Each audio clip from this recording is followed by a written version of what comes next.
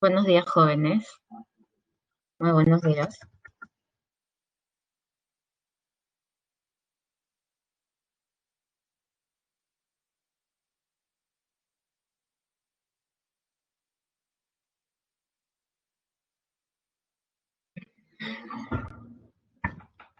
¿Cómo están? ¿Cómo están a todos? Muy buenos días, Pilar. ¿Cómo estás? Bueno, mientras esperamos que tus compañeros empiecen a conectarse, voy a colocar nuestra PPT que nos tocó realizar el día de hoy, ¿ok? Estamos ya en la semana número 10. ¿Verdad? Estamos en la semana número 10, se termina rápido.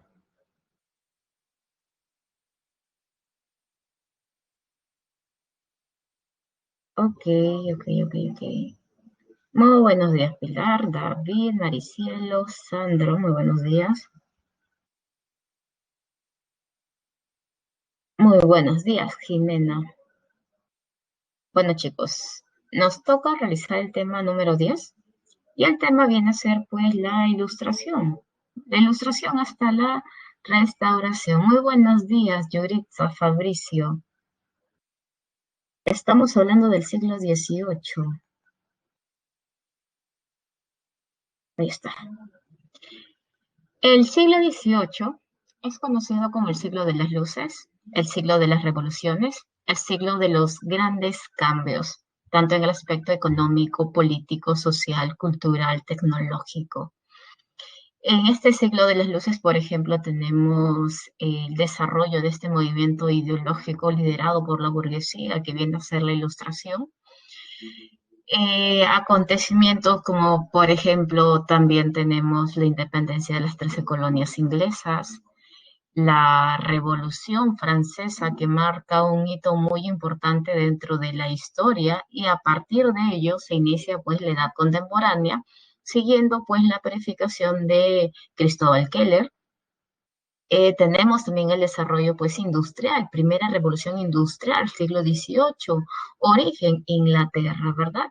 Este siglo XVIII es por eso que no es es un periodo, es un ciclo de grandes cambios, grandes transformaciones, que no solamente, si bien no todos estos acontecimientos se desarrollan en Europa, pero tiene repercusiones pues aquí en la vida peruana. Hay que recordar que en el Perú, ¿qué es lo que está sucediendo?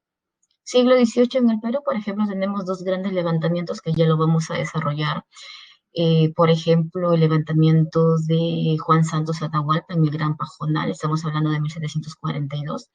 Y también tenemos pues el levantamiento de Tupac Amaru II, ya para 1780-81, ¿verdad?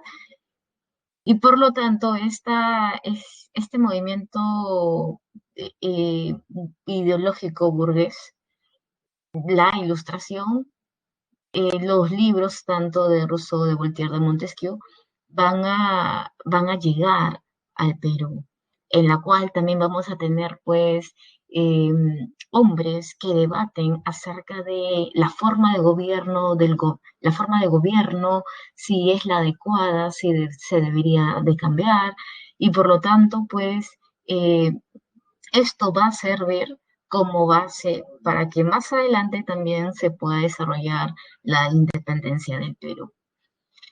A ver, veamos, ¿qué nos dice tu separata? Bueno, la PPT, ¿verdad? Porque la separata tú la tienes a la mano. No dice, a ver, ilustración. Fue un movimiento ideológico burgués basado en el uso de la razón, ¿no? Ellos te dicen, utiliza la razón. Con la razón tú puedes llegar al conocimiento, puedes llegar a la felicidad, puedes llegar al progreso, pero siempre y cuando tengas tú que utilizar la razón. Y a su vez también ellos promueven pues un pensamiento crítico. Ellos dicen, oye, ¿sabes qué? Deja de basar tu conocimiento pues solamente en lo que dice de repente la iglesia. Tienes que tener un conocimiento, tienes que tener un pensamiento crítico. Tienes que pensar, razonar, analizar, experimentar. Hay que dejar de lado, pues, esas supersticiones que constantemente la iglesia te las da, ¿no? Hay que ser un hombre crítico. Y también, pues, ¿no? Dice, promovió el pensamiento crítico y reformista contra la sociedad del antiguo régimen. Y cuando yo hablo acerca del antiguo régimen, ¿a qué me estoy refiriendo? Estoy hablando, pues, antiguo régimen es, pues, monarquía absolutista. Antiguo régimen, estoy hablando también de la Iglesia Católica. Hay que recordar, pues, la clase pasada, chicos. Nosotros habíamos desarrollado las monarquías absolutistas, ¿verdad? El monarca absolutista. Los tres principios básicos que no debes olvidar es el centralismo, el regalismo y el providencialismo. ¿Qué sostenía este monarca? Yo gobierno porque Dios quiere que yo gobierne, ¿no? Providencialismo. Y si tú te estás levantando contra mi persona, en realidad te estás levantando contra Dios. Y por lo tanto, también tenemos otro principio que viene a ser el regalismo. Es el monarca quien somete a la Iglesia Católica. Es más, es una especie, pues, de alianza entre ambos. Pero claro, ¿no? La Iglesia va a estar sometida frente al monarca. ¿Qué es lo que dice, por ejemplo, la Iglesia? Yo he encontrado documentos del siglo XVIII en la cual, pues, el padre, ¿qué sostiene? ¿No? Los padres, los curas, ¿no? Sostienen que si tú te levantas contra el monarca, ¿sí? Dios te va a castigar. El monarca de repente puede ser un hombre déspota, ¿verdad? Pero es que de repente su corazón se ha endurecido y no queda de otra que tú, ¿no? Pidas al Señor que cambie el corazón del monarca y Dios, ¿no? Va a obrar en el monarca. Pero aún así, él sea pues un hombre déspota, un hombre violento, tú tienes que estar al lado de tu rey, porque Dios así lo ha establecido. Pero si tú te levantas contra tu rey, obvio que el rey pues va a someterte, ¿verdad? Pero ese es el castigo aquí en vida, porque también hay otro castigo. Cuando sea, ¿no? Sostiene pues, ¿no? Cuando sea el juicio final, como tú te levantaste contra tu monarca, entonces te vas a ir al infierno, ¿no? Es todo un discurso que constantemente, pues, este padre sostenía los días domingo en misa, ¿no?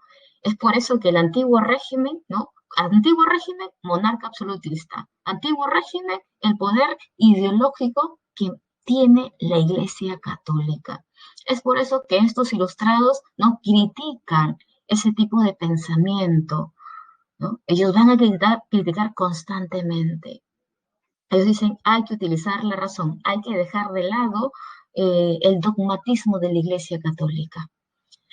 A ver, veamos como antecedente, nos dice la Revolución Inglesa y el desarrollo de las ideas liberales de John Locke.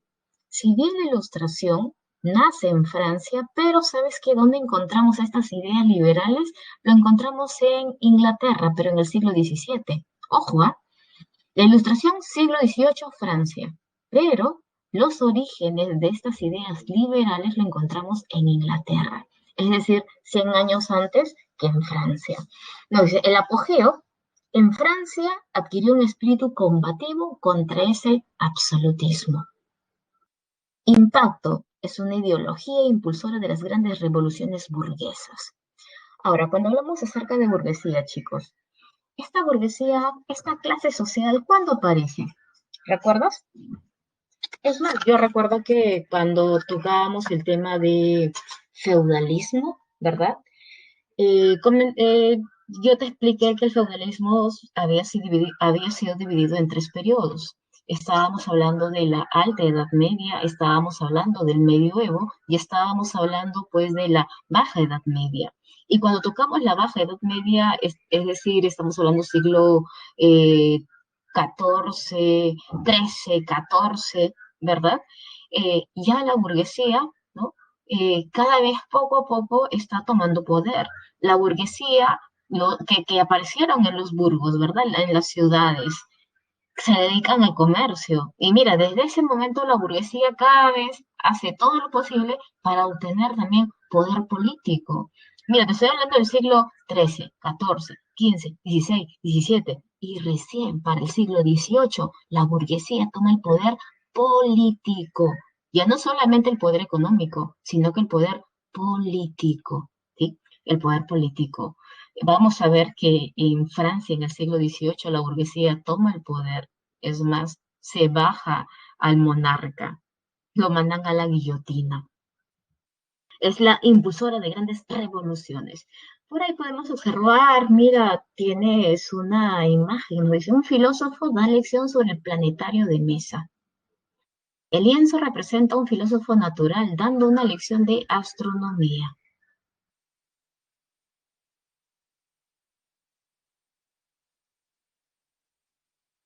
Características.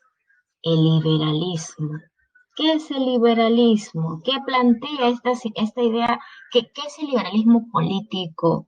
El liberalismo plantea que el hombre es libre, ¿no? Es libre para poder expresarse siempre cuando no dañe a las demás personas, ¿no? Es libre para expresarse, tiene derecho a la vida, tiene el derecho pues a reunirse en una comunidad, tiene derecho pues a obtener su propiedad privada, ¿sí? Y es más, sostienen también el derecho a la igualdad. Todos somos iguales. Quiero presentarte una imagen que justo lo encontré. A ver, vamos a presentarte el Jamboree. Quiero que conozcas cómo era Francia para el siglo XVIII. ¿Ok? A ver, ahí está, mira. Uy, no quiere. Ahí está, uy, ya, mucho zoom. Ahí está. Uy, no sé qué ha pasado con mi. Ha sido para allá. Sí. ¿Se logra ver? Sí, ¿no? Se logra ver. Un poquito más lo voy a subir. No quiere ya, no quiere. Ahí está. Uy, no quiere. ¿Pueden observarlo ustedes, chicos? Ok, sí, sí, ¿verdad? A ver, mira, quiero que observes esta pirámide social. Esta pirámide social corresponde a Francia en el siglo XVIII, que está dividida en tres estamentos. El primer estamento, segundo estamento y el tercer estamento. ¿Sí? En el primer estamento o el primer estado se encuentran eh, los nobles. ¿Sí? A ver, lo vamos a tomar como referencia, ¿ok? Ese es el primer estado, segundo estado, tercer estado. En el primer estado se encuentra la nobleza, el rey, la familia, la corte, en fin, en el primer estado. El segundo estado, hay que obviar esto, ¿ok? Hay que obviar, ¿sí? En el segundo estado se encuentra el clero y en el tercer estado se encuentran los burgueses y los campesinos. Estos dos primeros estamentos son los privilegiados, ¿sí? Estos dos primeros estamentos tienen derechos. Estos dos primeros estamentos ocupan pues cargos políticos, cargos administrativos. Estos dos primeros estamentos no pagan ningún tipo de impuesto. Mientras que el tercer estado, ¿sí? Compuesto por, mira, ¿dónde se encuentran los burgueses? Se encuentran en el tercer estado. Es más, estos burgueses son los que lideran estos grandes cambios. Este burgués es quien lidera este movimiento, pues, político de la Ilustración. La Revolución Francesa es liderada también por esta clase social, por los burgueses. Encuentras a los campesinos, encuentras a los siervos, encuentras al artesano, encuentras al agricultor, ganadero, ¿no? Todos ellos corresponden al tercer estado. Este tercer estado paga impuestos. Este tercer estado no tiene derecho político. Ese tercer estado paga tributos, paga impuestos, ¿verdad? Van a la guerra, son soldados, pero no tienen ningún derecho, ¿sí? Este es el tercer estado. Y por lo tanto, ¿qué dicen los ilustrados? Los ilustrados dicen, esta diferenciación de clases sociales no debe existir, porque todos somos iguales ante la ley. Así que los ilustrados proponen la eliminación de estos estamentos sociales. ¿Cuándo hemos observado estos estamentos sociales? En el feudalismo, pues. ¿Te acuerdas cuando nosotros hablábamos acerca de los oradores, los bellatores y los laboradores? ¿Y quién estableció esa pirámide social? Fue la Iglesia Católica. En el siglo XVIII los ilustrados dicen, no, hay que eliminar estos estamentos sociales, ¿ok? A ver, nuevamente regresemos eh, a nuestra PPT. Tenemos características del liberalismo, tenemos también la teoría del buen salvaje. Teoría del buen salvaje, ¿a qué se refiere? ¿Qué es el buen salvaje? ¿No? ¿A qué se refiere Rousseau cuando sostiene esta teoría del buen salvaje? Nos dice, él recoge las creencias de que todos los seres humanos, en su estado natural, son desinteresados, son pacíficos, son tranquilos, y que la codicia, la ansiedad y la violencia son productos de la civilización. Ustedes han escuchado decir, el hombre nace bueno, pero ¿quién corrompe al hombre? ¿Han escuchado o no han escuchado? ¿Quién corrompe al hombre? Es la sociedad quien corrompe al hombre. Esa es la teoría del buen salvaje.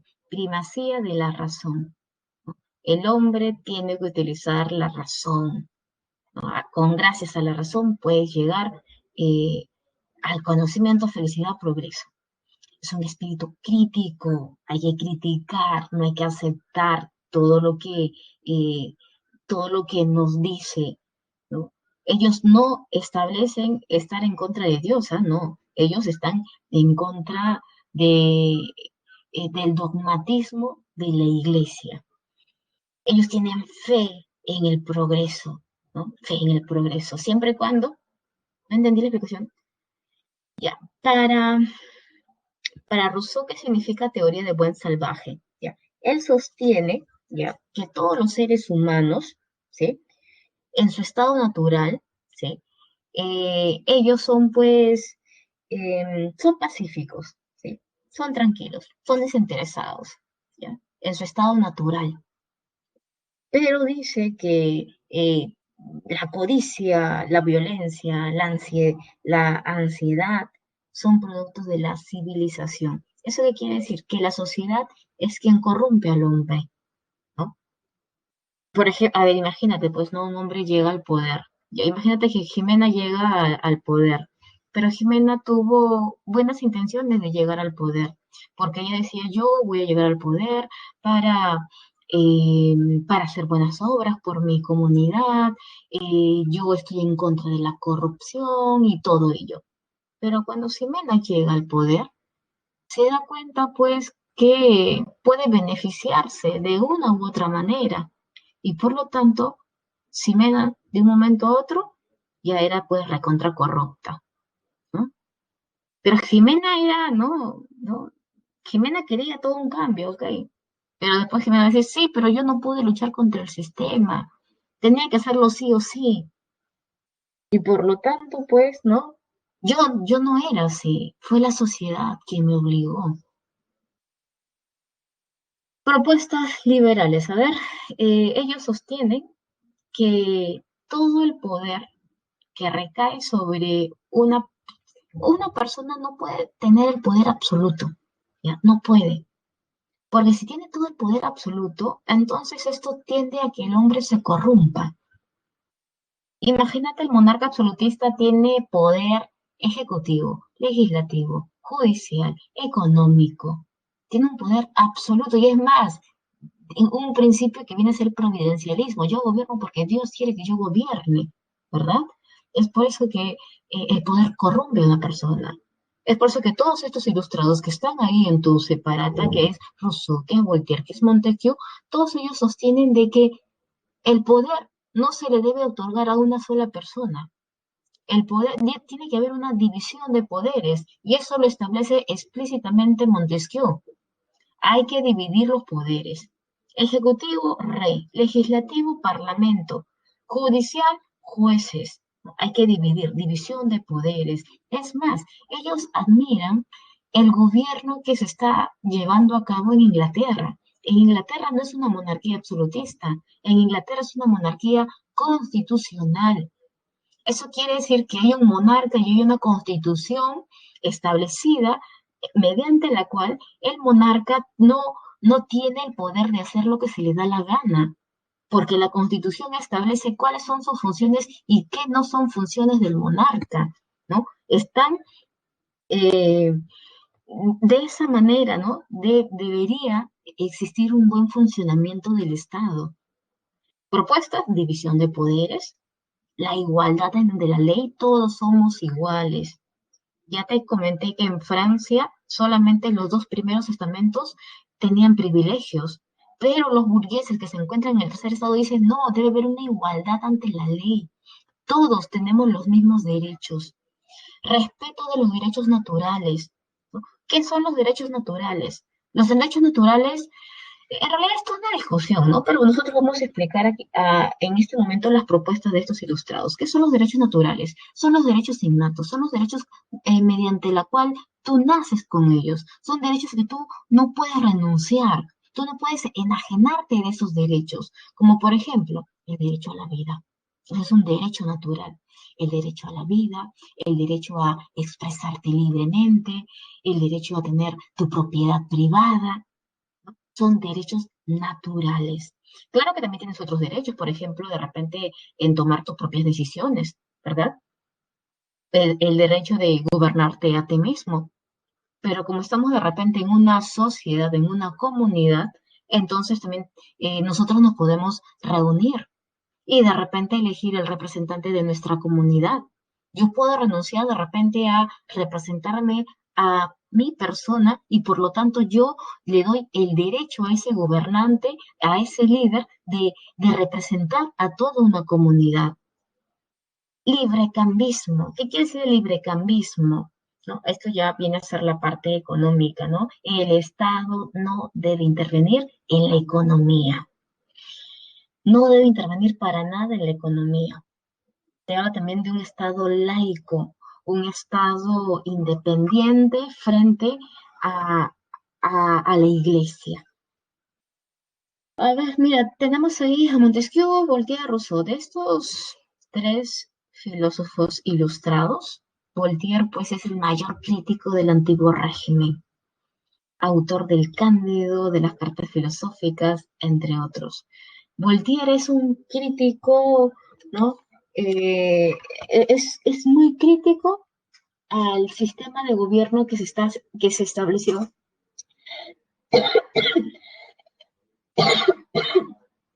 que se estableció en Francia. Cada vez que criticaba, en Francia, ¿quién está gobernando?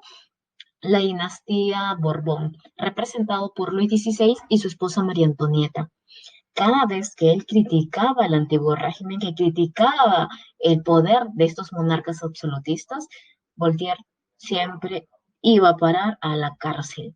¿Cuál era la cárcel? La Bastilla, ¿no? La Bastilla. La Bastilla era una antigua fortaleza. Después se convirtió en cárcel, pero la Bastilla representa o simboliza pues el poder absolutista de estos Borbones en Francia. Así que Voltaire cada vez que criticaba a la Bastilla, salía Voltaire y nuevamente a la Bastilla y así sucesión. Ya era caserito prácticamente Voltaire en la Bastilla. Voltaire, él nos habla acerca de la tolerancia, ¿no? Tanto la tolerancia política, pero especialmente la tolerancia religiosa. ¿Puedes creer que en pleno siglo XVIII hay todavía enfrentamientos entre católicos y protestantes? ¿No? Hay guerras de religión, hay persecuciones. Y no solamente en Francia, sino que estamos hablando de toda Europa. Por ejemplo, en Inglaterra hay persecuciones hacia los protestantes. Es por eso que muchos de estos protestantes decidieron salir de Inglaterra e irse pues a lo que el día de hoy conocemos como Estados Unidos, ¿no? A los colonos ingleses en Norteamérica. Él habla acerca de una tolerancia religiosa. Es más,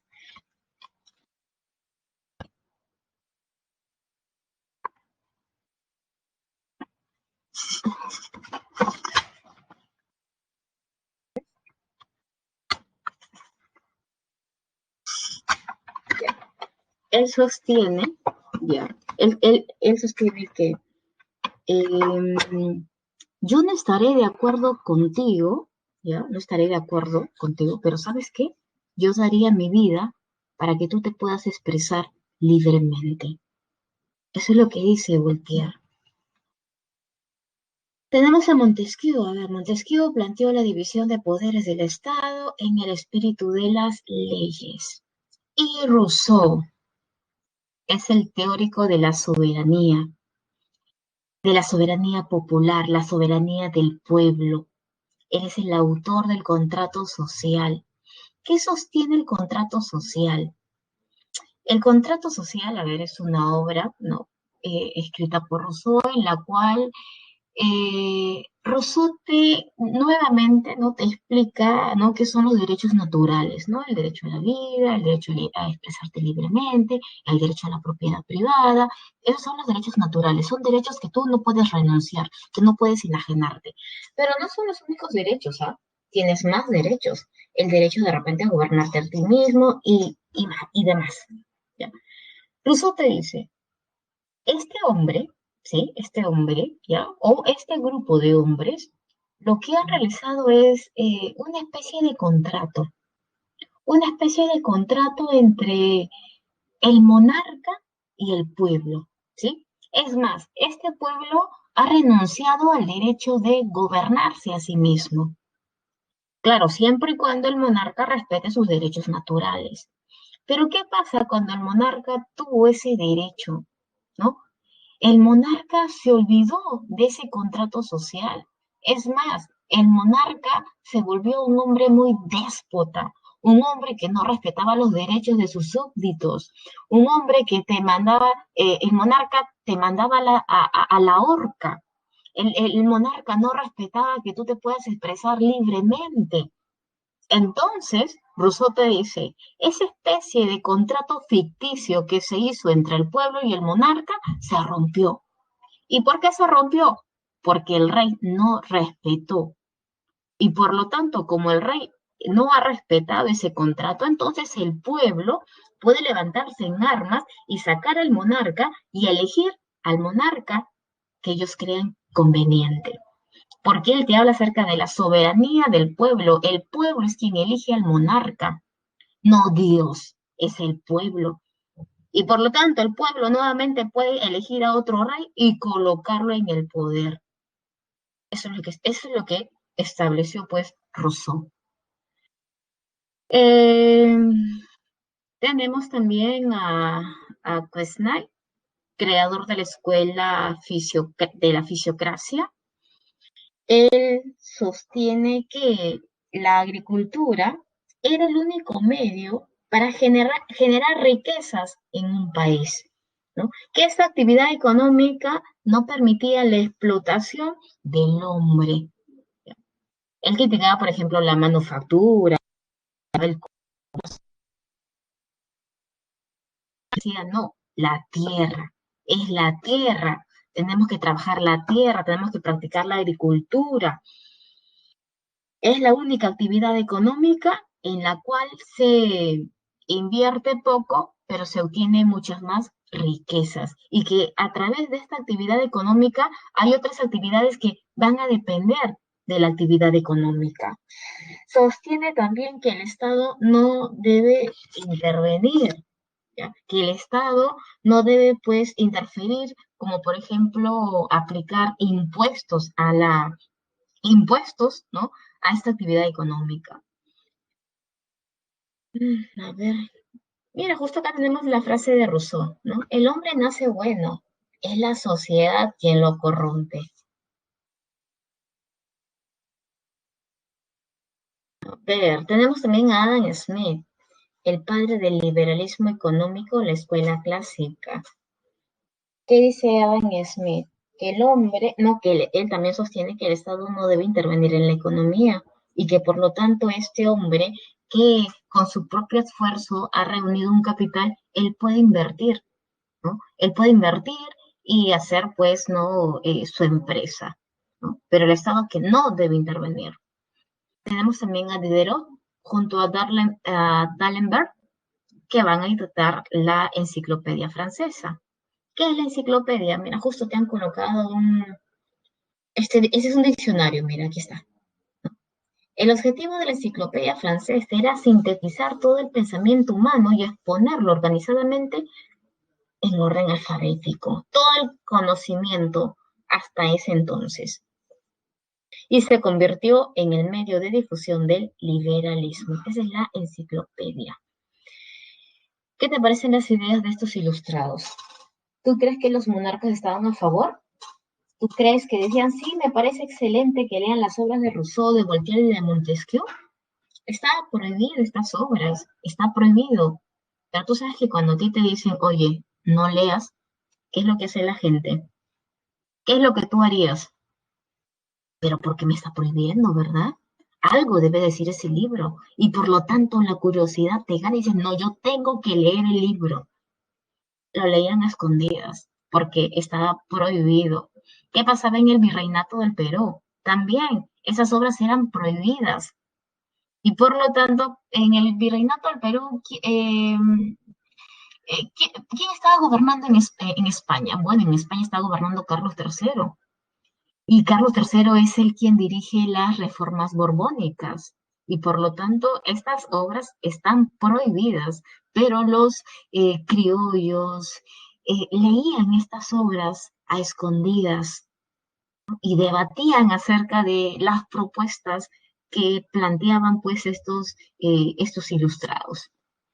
Algunos estaban a favor, algunos estaban en contra, después vamos a ver ya quiénes son los precursores reformistas, separatistas, ¿no? Y otros medios de difusión. Hasta ahí hemos terminado. También, sí, hubo prohibición, y es más, yo recuerdo que el señor que se encargaba de la biblioteca nos decía, todos los libros que se encontraban en la biblioteca de sociales, todos fueron quemados. Encontraban el libro de Marx quemados, encontraban el libro de Engels quemados, encontraban el libro de Mao quemados, y todos los libros eran quemados. A ver, veamos, despotismo ilustrado, el déspota ilustrado. ¿Quién es el déspota ilustrado? Si bien esta corriente liderada por la burguesía eh, eh, no era aceptada por el monarca, pero ¿sabes qué? Gracias a la imprenta, gracias a los panfletos de aquella época, estas ideas se van a expandir no solamente en Francia, sino que en toda Europa. Y por lo tanto ya el monarca no podía hacer nada frente a esta difusión del conocimiento. Es por eso que, y es más, los monarcas tenían miedo, tenían temor a estas ideas revolucionarias para ese entonces. Y por lo tanto ellos dijeron, ah, no, ¿sabes qué, pueblo? Te comento que yo también soy un ilustrado, que yo también estoy de acuerdo con las propuestas de Voltaire, de Rousseau, de Montesquieu, y por lo tanto tiene que haber ciertos cambios. Es un sistema de gobierno que intentó conciliar el absolutismo, ¿no? Monarca absolutista, ¿verdad? Con algunas ideas de la Ilustración y surgió en Europa a la segunda mitad del siglo XVIII. Yo rey, yo monarca, voy a hacer esos cambios porque yo soy un ilustrado, pero en realidad no es un ilustrado, pues solamente toma algunos aportes y es por eso que se les conoce como los déspotas ilustrados. Y su máxima fue, todo para el pueblo, pero sin el pueblo. Aquí tenemos prácticamente el lado, ¿no? Ponlo entre comillas, pues, ¿no? El lado paternalista, ¿no? Sí, yo, rey, me preocupo por el pueblo, todo para el pueblo, ¿verdad? Todo para el pueblo, pero sin el pueblo, porque el pueblo a mí no me va a decir qué es lo que yo tengo que hacer. El pueblo eh, no tiene una educación, no sabe qué decidir, pero yo, su rey, sí, y por lo tanto yo voy a tomar decisiones para beneficiar a ese pueblo. Mientras que los ilustrados decían todo para el pueblo, pero por el pueblo. El pueblo es quien tiene que decidir qué cosas tienen que cambiar, qué cosas se tiene que establecer, cuáles son las nuevas prerrogativas. Por ahí tenemos una imagen, mira, a ver, nos dice, es José II de Austria. Todo para el pueblo, pero sin el pueblo es la máxima que se le atribuye a José II de Austria y sintetiza las características del despotismo ilustrado. A ver, sigamos. Características. Hay una implementación de reformas progresistas bajo el control de la monarquía. Incremento del centralismo. Este monarca, este déspota ilustrado, va a realizar muchos cambios, pero también consolidando el poder, ¿sí? Consolidando el poder. Y también hay una represión a las demandas populares. Principales reformas. En cuanto a la política, hay una reorganización de la burocracia. Antes de estas reformas, antes de estos grandes cambios, ¿sí? Antes de modernizar las instituciones, por ejemplo, los que ocupaban cargos importantes, cargos públicos, ¿verdad? Muchas veces era pues porque era la familia del rey, el primo, el tío, ¿verdad? Una recomendación de por medio, un noble, un marqués, un conde. Pero ahora hay toda una reformulación, hay toda una modernización de las instituciones y esto es liderada por el propio monarca. Y por lo tanto, a partir de ahora, lo que se va a hacer es esos cargos importantes en el Estado no lo puede ocupar cualquier persona, sino que tiene que ser una persona preparada. Y es por eso que hay ciertos criterios que uno tiene que eh, eh, hay criterios que uno tiene que cumplir para ocupar recién ese cargo. Y a su vez también se va a aumentar el sueldo a la burocracia, ¿no? ¿Con qué objetivo? De que no sean corrompidos, de que no les paguen por ahí para de repente faltar, ¿no? A las normas. Ahora, cuando yo hablo de burocracia, ¿qué es la burocracia? Son los empleados del Estado, chicos. La burocracia son los empleados del Estado. Ejemplo, tú cuando vas, no sé, vas al Ministerio de Educación, ves a muchas personas trabajando, laborando, ¿verdad? Todos ellos son burócratas, todos ellos son empleados del Estado, reciben un sueldo del Estado. Económicas, se va a establecer la aplicación de libre comercio, ¿no? Un libre comercio. En cuanto a lo social, se va a abolir la servidumbre. Claro que chicos, no estamos hablando pues, ¿no? Principales reformas, ¿no? En toda Europa, pero obvio que cada reino va a establecer o va a eliminar la servidumbre dependiendo eh, de la decisión, ¿verdad? De cada monarca. No es que todos implanten la servidumbre en un día, pues, ¿no? Eh, un día para todos, ¿no? Para toda Europa, ¿no? Hay una reforma del sistema judicial y también del sistema educativo. Se va a educar a la mujer, se va a educar también al pueblo. Tienes a 4 representantes del despotismo ilustrado. Empecemos por el primero. A ver, te presento al primero. Él es Carlos III. Él es el rey de España. Justo él es el que va a liderar las reformas borbónicas. Las reformas borbónicas no, en América, ¿ya? Porque las reformas borbónicas son iniciadas por Felipe V, el primer rey Borbón. Las reformas borbónicas, pero en España, mientras que Carlos III, las reformas borbónicas en América. No, dice, a ver, también es conocido como el alcalde de Madrid o el rey albañil, impulsó obras públicas y también reformas legales. Hay que recordar que cuando se producen las reformas borbónicas, en América, por ejemplo, se va a expulsar a los jesuitas, ¿verdad? Eso ya lo vamos a realizar la próxima semana con Historia del Perú. ¿Por qué se expulsan a los jesuitas? Hay que recordar que en este periodo el monarca somete a la iglesia, ¿sí? Somete a la iglesia. Y por lo tanto, tú sabes que el voto de los jesuitas no es para con el monarca, es para con el papa. Es por eso que Carlos III va a expulsar a todos los jesuitas, y no solamente de España, sino de todas las colonias que le pertenece a España. Y no solamente es el caso de Carlos, es también el caso de Portugal y de otros países europeos.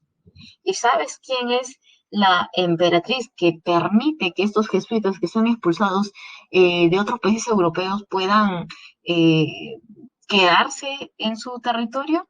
Es Catalina, mira, te presento.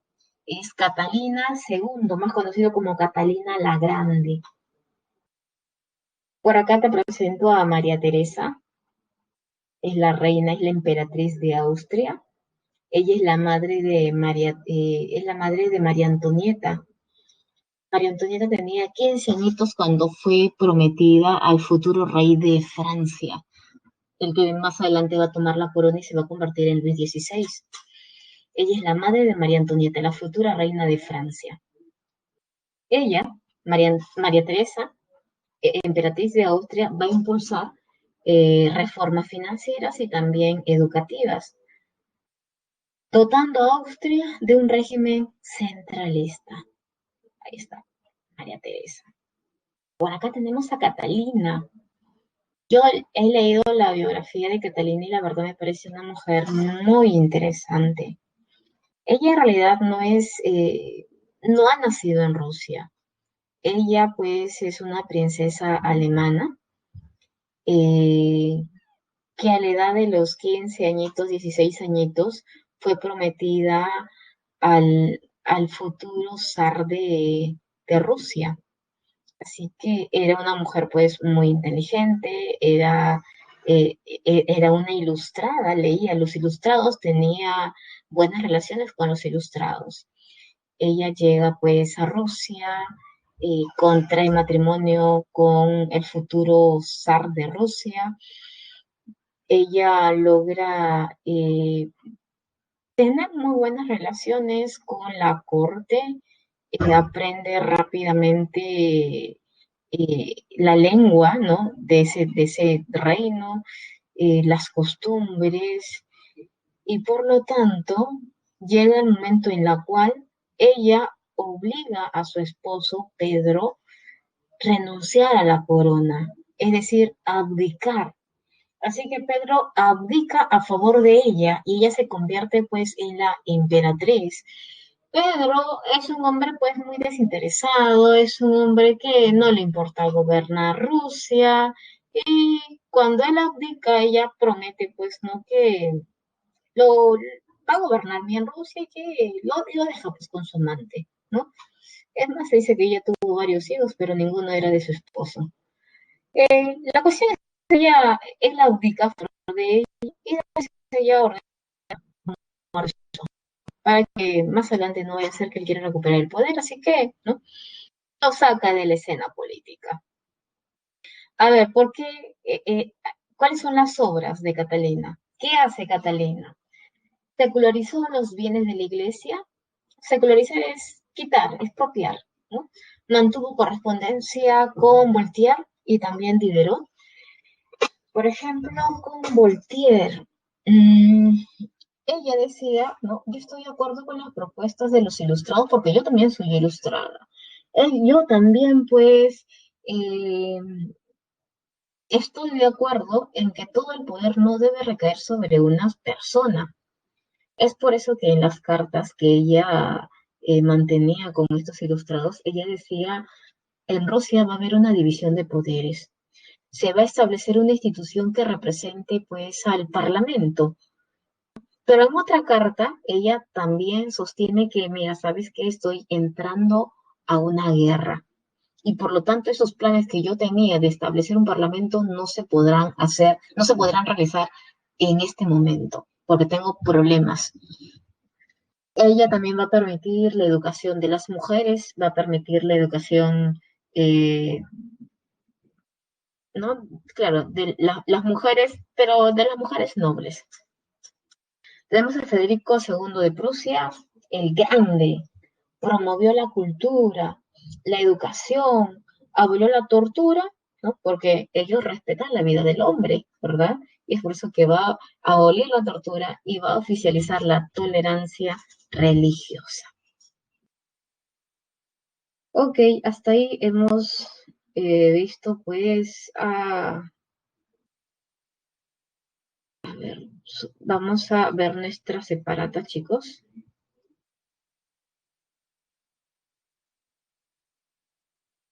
A ver, vamos a ver nuestra separata.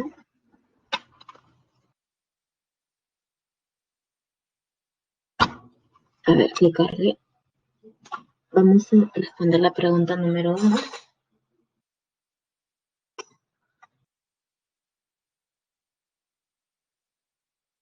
Ahí está.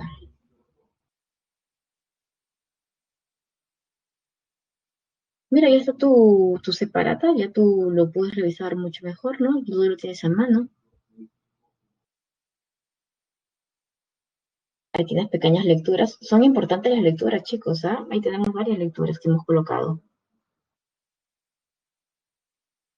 Ahí está el despotismo ilustrado. A ver, primero vamos con las preguntas.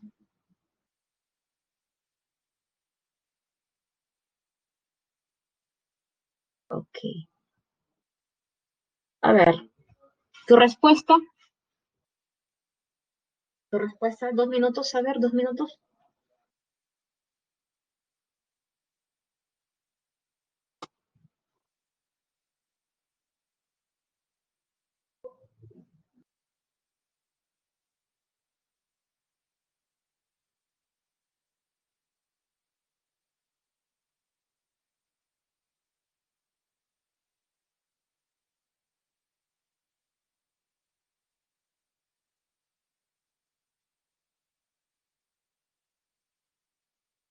52, a ver, 2 minutos para que... ¿Cuál sería tu respuesta?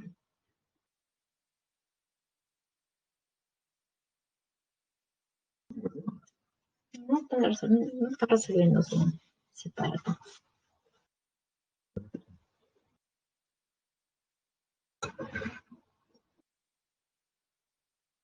¿Cuál es tu clave?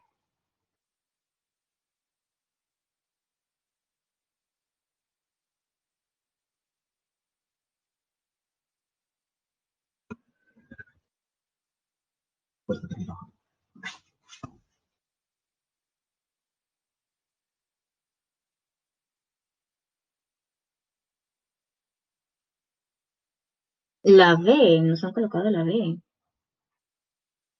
¿Qué dice el resto? La A, wow. Unos nos dicen la B, otro la C, ahora otro la D. A ver, ilustración fue un movimiento cultural desarrollado al margen de la religiosidad. Al margen de la religiosidad, durante el siglo XVIII, las virtudes cristianas como la caridad, amor al hombre por amor a Dios, son reemplazadas por la filantropía, amor al hombre por el hombre. Las obras teológicas y las hagiográficas basadas en la vida de los santos son desplazadas por tratados científicos, filosóficos o de ciencias naturales. La Ilustración permitió el surgimiento de dos nuevas posturas ante la religión, el deísmo y el ateísmo. En ese sentido, una de las características del pensamiento ilustrado fue, ¿cuál fue tu clave? Ayer me dieron su clave todos, ¿verdad?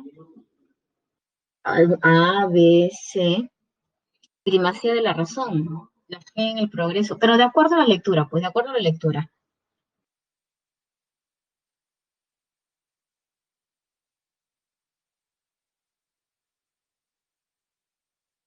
¿Qué es laico?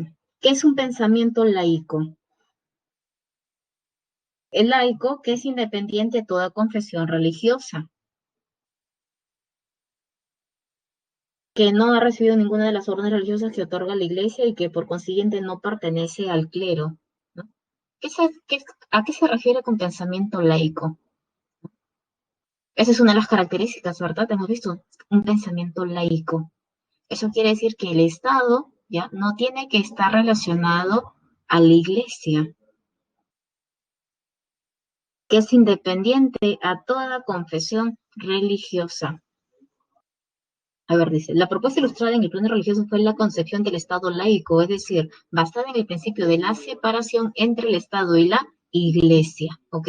Nada de que, eso es lo que ellos proponen, ¿ya? Pero te comento, por ejemplo, en España, ¿ya? España no se llamaba monarquía española, no. España decía, somos la monarquía católica española, ¿no? Monarquía católica española, mientras que en otros reinos, es el reino francés, el reino inglés, no, España era monarquía católica española,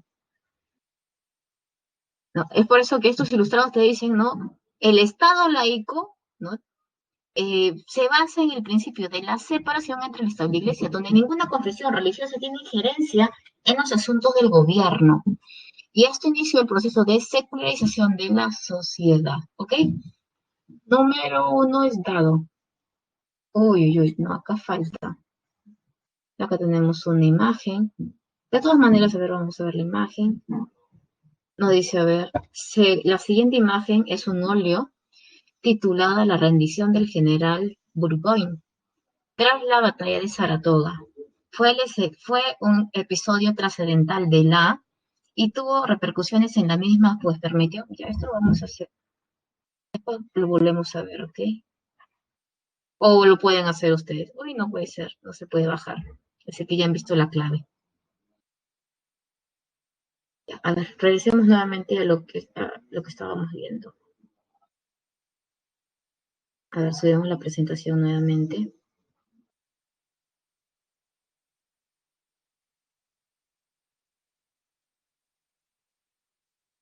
Ok, tenemos la independencia de las 13 colonias inglesas. Ya, son 13 colonias inglesas. ¿Cuál es la diferencia entre la llegada de los ingleses a Norteamérica y la llegada de los españoles a América del Sur? A América. Cuando Pizarro, Almagro realizan sus primeras expediciones, ¿qué objetivo tenían? ¿Quedarse a colonizar estos territorios? Llegaron con su familia, con sus hijos, con su esposa, con su, de repente, no sé, algún dinero, vendieron todas sus propiedades en España para iniciar una nueva vida aquí en América. ¿Ese fue el objetivo de los españoles que llegaron a nuestro territorio? ¿Qué dices? No, ¿verdad? El objetivo era, no, vamos hacia el sur, hacia ese lugar donde abunda el oro y la plata, ¿sí? Claro, no hay todo un debate, ¿no? Conquista, invasión, en fin, ¿no? Pero en cambio, ¿no? Cuando hablamos acerca de las colonias inglesas, ellos llegaron con el objetivo de colonizar, de quedarse a vivir en Norteamérica. Muchos de ellos llegan con sus familias, con sus hijos, con sus esposas. Lograron vender todo lo que tenían pues en Inglaterra para poder colonizar esos territorios. Ojo, la gran mayoría, ¿sí? Sí, son ingleses, pero no son los únicos. Vas a encontrar también a italianos, vas a encontrar también a alemanes que se van a establecer en este nuevo territorio. Pero claro, ¿no? La gran mayoría son colonos ingleses. ¿Por qué llegan? A ver, ¿por qué llegan? ¿Por qué no se quedan en Inglaterra? ¿Cuál era la necesidad de poblar otros territorios? Hay que recordar que en Europa hay guerras de religión, hay enfrentamientos, hay persecuciones, los católicos persiguiendo a los protestantes o viceversa. Hay que recordar que prácticamente en toda Europa la religión católica era pues la oficial. ¿Te acuerdas cuando aparecen las iglesias protestantes? Las iglesias, por ejemplo, la de Calvino, la de Lutero, la de Enrique VIII. Los calvinistas, por ejemplo, se van a expandir por toda Europa. A ver, mira, te voy a mostrar una imagen. A ver, mapa de los protestantes. No sé qué pasó aquí. A ver, aquí. ¿Qué pasó? Ya, aquí está.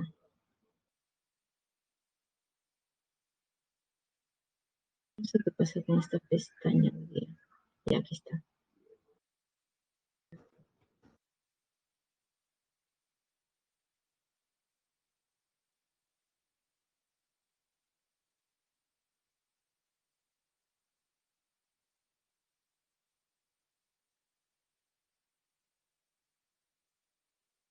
A ver,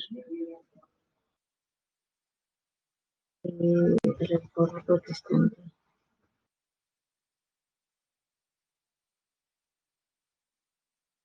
Qué raro, ya no puedo.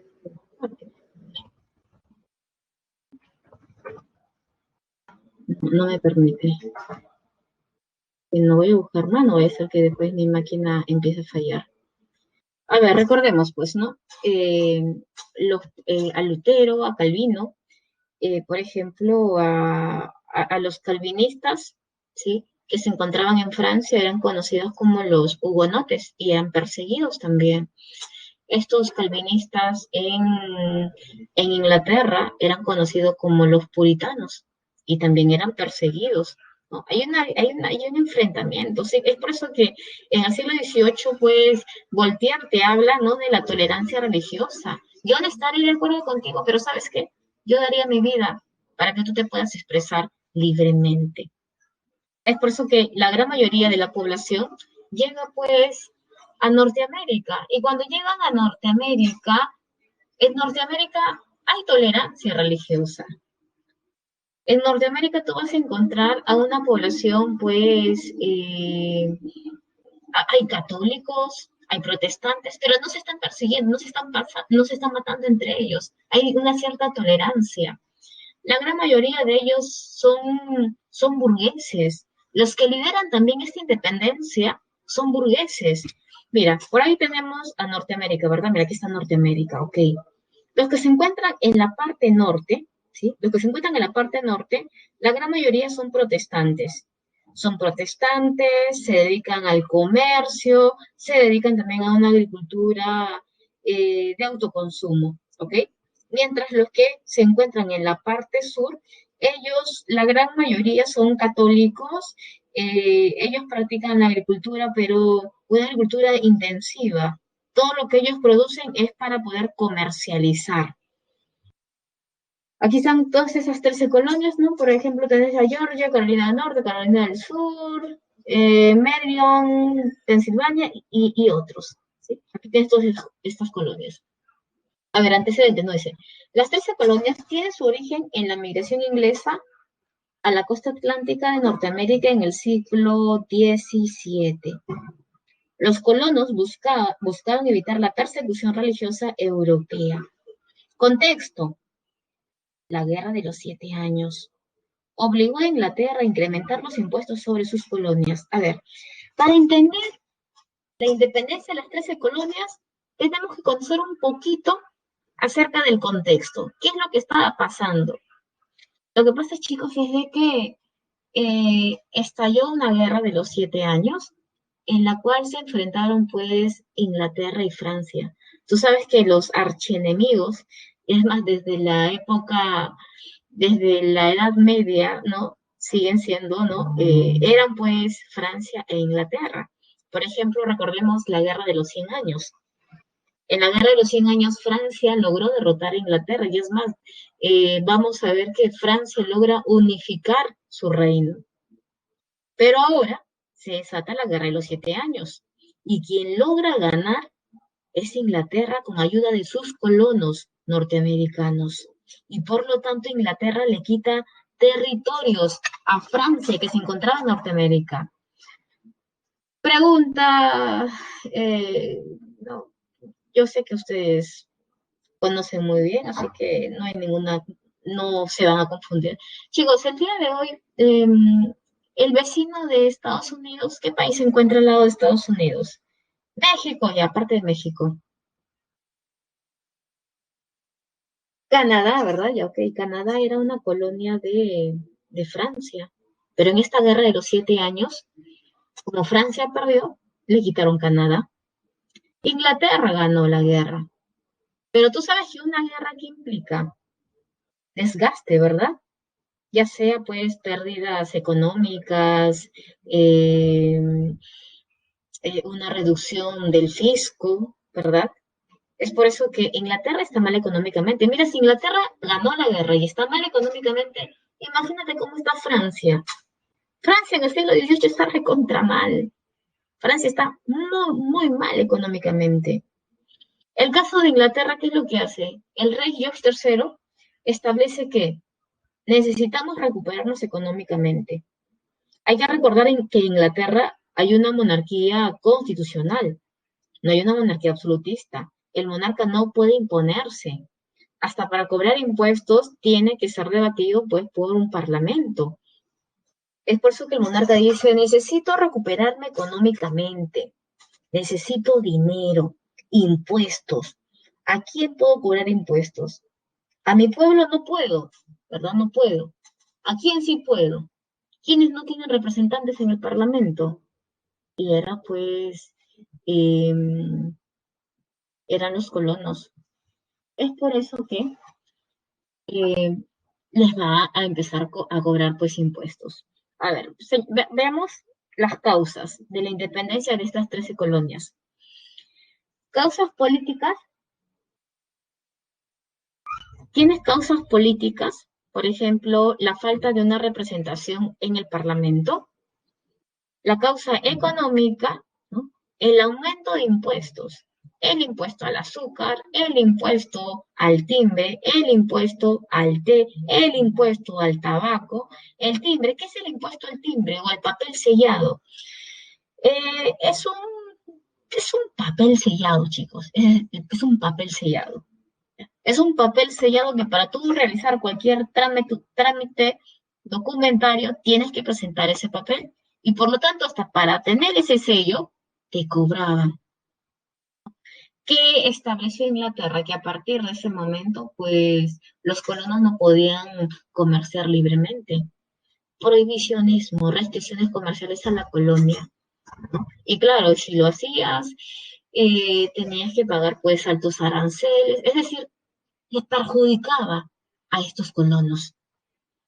Ideológicas, la influencia de las ideas liberales, la influencia de las ideas ilustradas. Las propuestas de Rousseau, del Voltaire y Montesquieu también se debatían en estas 13 colonias inglesas. Sociales, el abuso sobre la población, es decir, la masacre de Boston. ¿Por qué? A ver, nuevamente, recordemos. Creo que está en el otro, a ver, creo que está en la otra diapositiva. Antes de pasar la diapositiva, quiero que observes esta imagen, mira. La masacre sangrienta. Es un grabado, es una pintura. Mira estos militares disparando a la población, ¿no? La masacre en Boston.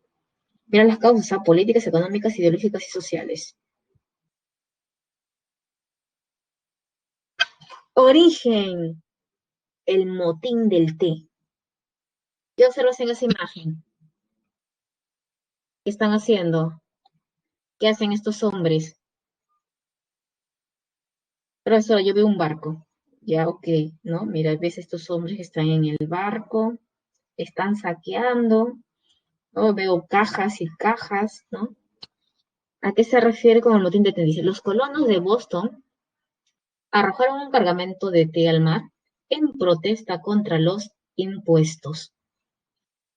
Te comento que eh, esos colonos se sentían desprotegidos. La corona inglesa no velaba por el bienestar de ellos. Ellos no tienen representante en el Parlamento, les aumentan los impuestos, ellos son burgueses, ellos necesitan comerciar sus productos, tampoco se les permite.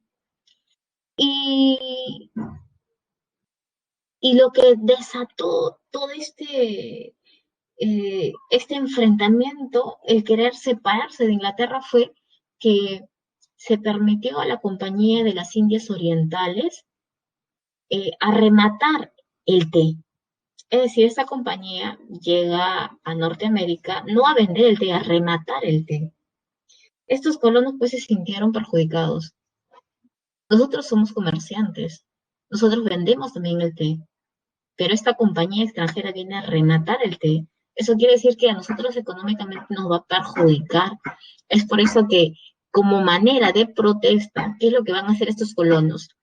Se van a vestir como indios, van a llegar al puerto de Boston, van a subir a dos de las embarcaciones de esta compañía de las Indias Orientales y todo ese cargamento de té lo van a tirar pues al agua.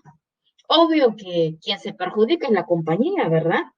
Esta compañía se queja, las autoridades empiezan pues no a buscar quiénes participaron en ese motín, quiénes cometieron ese delito. Empiezan a ingresar casa por casa, taberna por taberna, para encontrar a todos los participantes. Y por lo tanto, los encuentran y los matan a todos ellos, ¿no? Esa es la matanza de Boston. Es por eso que ya la población se está reuniendo, está debatiendo, ¿no? ¿Qué es lo que qué decisiones van a tomar? Es por eso que se llama el primer Congreso de Filadelfia, en la cual en realidad toda esta población no estaba en común acuerdo, ¿no? Habían dos posiciones. Había la posición de los que decían, el rey es buena gente, ¿verdad? El rey sí se preocupa por nosotros, pero son las malas autoridades quienes hacen quedar mal al rey de Inglaterra. Y por lo tanto, nosotros solamente queremos reformas, ¿no? Reformas administrativas, reformas económicas.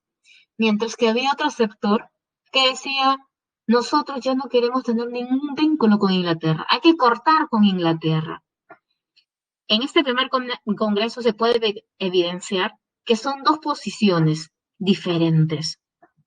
Es por ello que lo único que logran, ¿no? Tener en común, ¿ya? Una idea en común fue, hay que romper lazos económicos con Inglaterra, solamente lazos económicos. Vamos a esperar que Inglaterra mande un representante para llegar a un acuerdo con nosotros. Pero no mandaron a un representante, mandaron un ejército.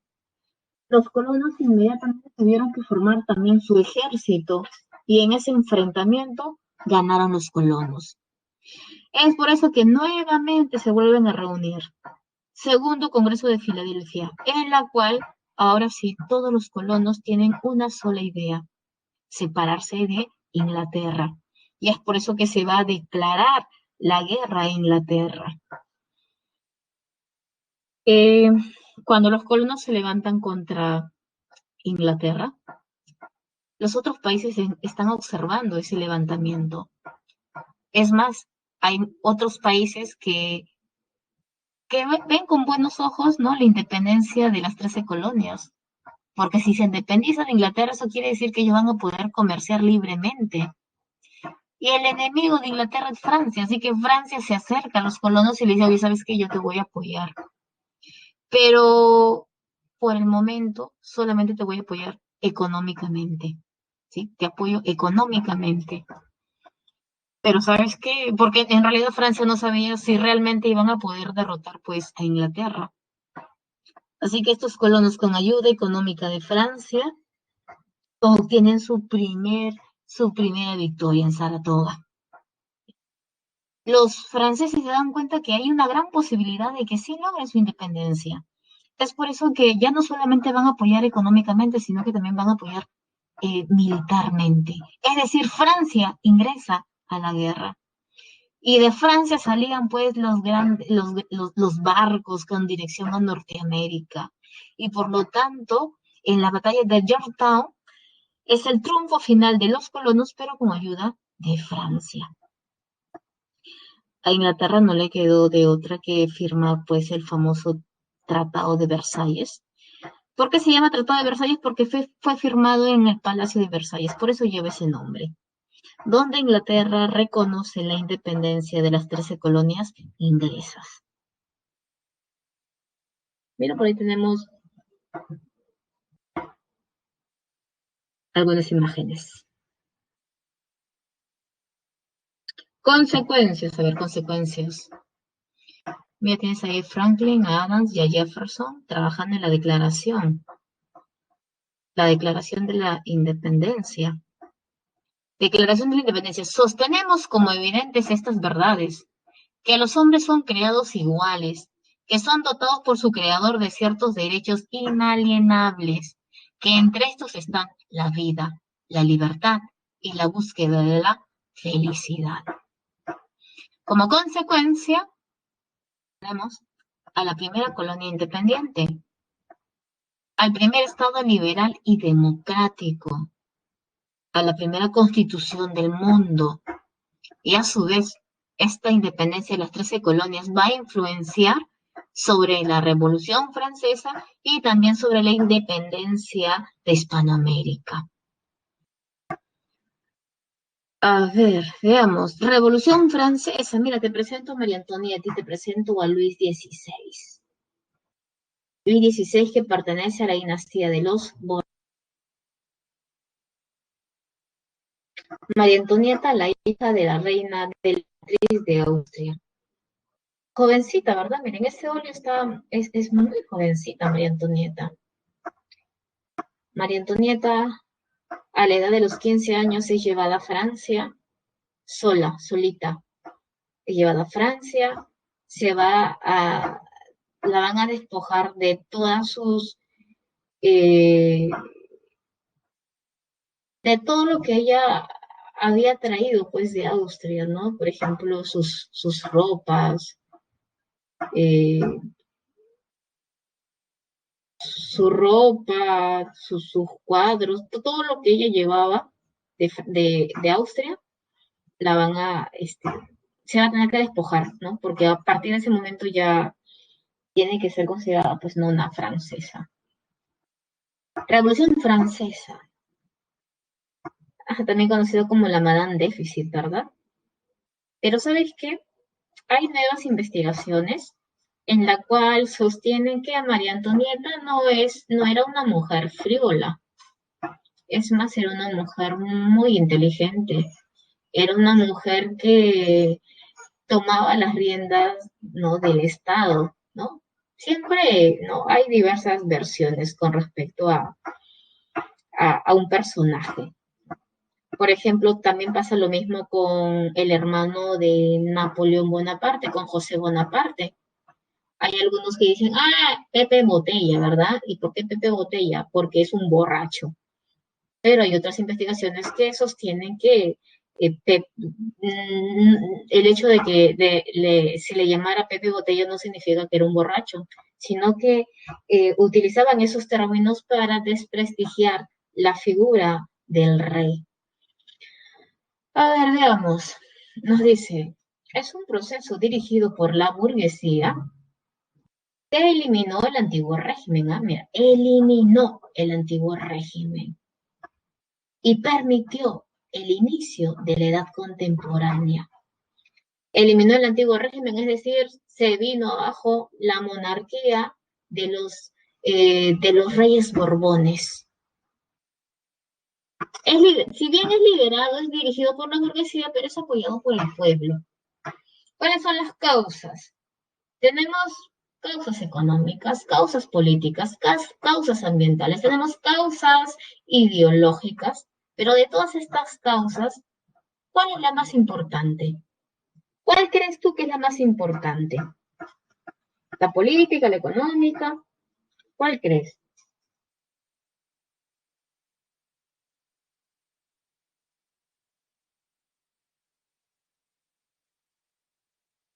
Claro, sí, la más importante es la causa económica. Política, profesora, ¿qué es el absolutismo? Siempre ha existido en Francia una monarquía absolutista. El pueblo estaba acostumbrado a ese tipo de gobierno. Ambientales, puede ser, pero la causa más importante es la económica. Sí, es la económica. Tú puedes vivir dentro de un gobierno déspota, pero siempre cuando tengas algo que comer, estás tranquilo. Pero si ya chocan con tu dinero, no tienes con qué alimentarte, no, ya la gente ahora sí sale a las calles y empieza a reclamar. A ver, veamos. Causas económicas. ¿Qué causas económicas, profesora? Gasto por conflictos bélicos, como por ejemplo la Guerra de los 7 años, como por ejemplo la ayuda brindada a los colonos ingleses. Pues que Francia para el siglo XVIII no tiene plata. Francia está muy mal económicamente. Pero ¿sabes qué es lo que hace Francia? Francia se presta dinero de los bancos para prestar dinero a los colonos. Francia está muy mal económicamente. Y es más, Luis XVI toma la corona a la edad de los 18 años, 19 añitos. Él se convierte en el rey de Francia, ¿verdad? En el hombre más importante de Francia, pero hereda pues no una Francia caótica, una Francia con graves problemas económicos, con grandes problemas sociales. Y hay que recordar pues que Luis XVI es un hombre tímido, es un hombre que no le gusta la política, es un hombre que es muy fácil de manipular. Y no solamente pues era manipulado ya sea por la esposa o ya sea por los hermanos o ya sea por los nobles. Ese es Luis XVI, ¿no? Definitivamente que Luis XVI no se parece en nada a Luis XIV. ¿Te acuerdas de Luis XIV? El Estado soy yo soy el rey sol, y al lado mío, alrededor mío, giran los príncipes, giran los planetas. Ese es Luis XIV, ¿ya? Pero él es Luis XVI, ¿no? Todo lo contrario, ¿no? A, su, a Luis XIV. A ver, entre las causas económicas, como te comenté, ¿no? La guerra de los 7 años, la ayuda brindada a los colonos ingleses, el despilfarro en Versalles. Hablar de Francia, ¿no? Hay mucho material con respecto a Francia, con respecto a la revolución. Tú que habrás visto de repente tus películas, tus documentales, has podido, ¿no? Conocer un poquito más acerca de la vida de de la élite, ¿no? En Versalles, ¿no? No, es el gasto de la corte de Versalles. Lo que pasa, chicos, es que un año antes de la revolución, eh, tú sabes que Francia es una sociedad, pues, semifeudal. Y cuando yo te hablo acerca de semifeudal, ¿a qué me estoy refiriendo? En que su principal actividad económica es la agricultura, ¿sí? La mayoría de la población se encuentra en el campo y que también hay señores feudales, ¿no? Hay siervos que le deben fidelidad a su señor feudal. ¿Eso hay en Francia? ¿Eso existe en Francia en el siglo XVIII? Claro que sí. ¿Y qué pasa después de la Revolución Francesa? Se termina. Eliminan los derechos feudales, eliminan la servidumbre, pero eso es después de la Revolución Francesa. ¿Qué quiere decir revolución? ¿Cuál es la diferencia entre una revolución y una rebelión? La rebelión solamente son cambios, ¿sí? Son pequeños cambios. Mientras que cuando nosotros hablamos acerca de revolución, es un cambio total del sistema. Es un cambio tanto en el aspecto económico, político, social, cultural. Francia, después de la revolución, es otra. No vuelve a ser la misma Francia. Mientras que un año antes, la población pues no tenía con qué alimentarse porque justo se produce la crisis del trigo. Justo la tierra se vuelve infértil. La tierra no produce.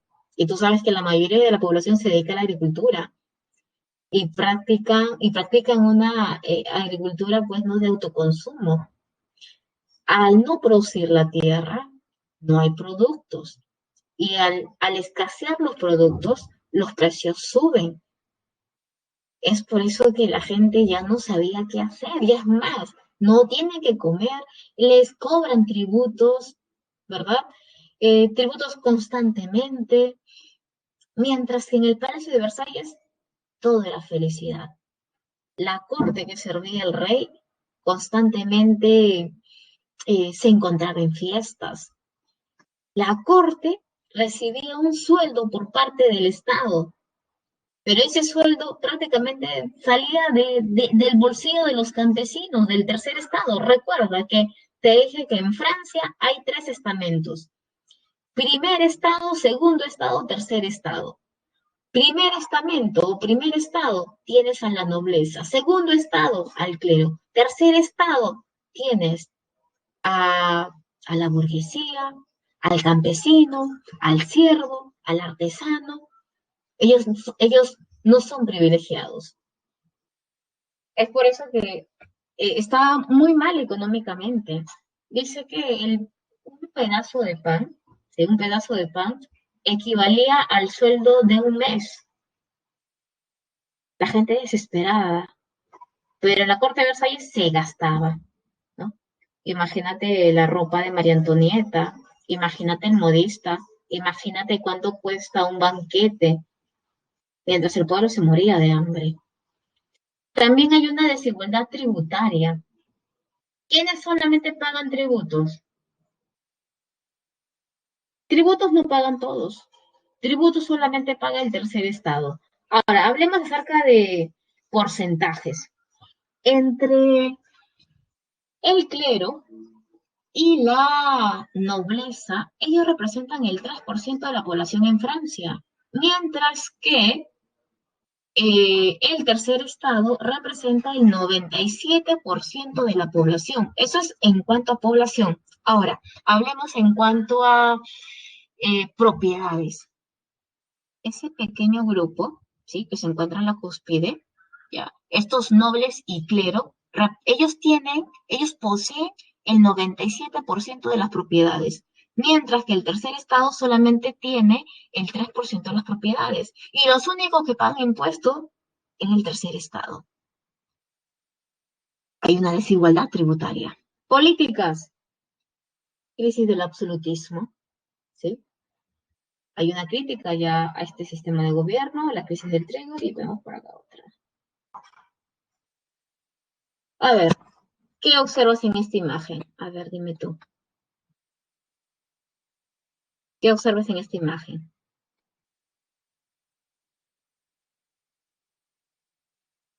Ximena nos dice que es un abuso.